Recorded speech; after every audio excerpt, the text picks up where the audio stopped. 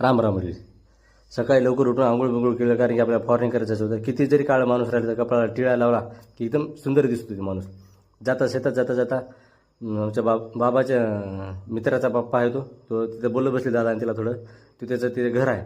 त्यानं फक्त मन बघतात, किती ते पैसा बघत नाही. ते असं आहे, ते मासा असे चांगले आपले. शेतात येऊन बघलं बघा, फवाराचं काय वातावरण होतं म्हणून फवारणी कॅन्सल केली. 7-8 दिवस झाले ते झाड पडल्यामुळं तार तुटून पडला होता. ते आम्ही नीट केला, कारण तो लाईनमॅन सरळच म्हणे बा आमच्यानं होत नाही, आणि मी येऊन खांबावर चढू का, आणि असं तसं त्यानं आपल्याला उलटं बोलू लागलं. म्हणून त्यानं जाऊ देऊन पूर्ण तो का डोक्याला लागला तार. सगळं वायरिंग ओढून घेतले आम्ही शेतात जाऊन. तर सगळे घरी येऊन आम्ही तिघेजण, मी, मारुती भाऊ, भरत भाऊ, तिघेजण मिळून मक्का खायला जायचा प्लॅन केला. मधुमका वरून पाणी चालू होतं भरपूर मस्त, म्हणून मक्का खायला. नंतर येऊन मस्त मक्का खायला चालू केला आम्ही. काय 20 रुपयाला एक कणीस, 60 रुपये गेले आमचे. मस्त जय जवान जय किसान.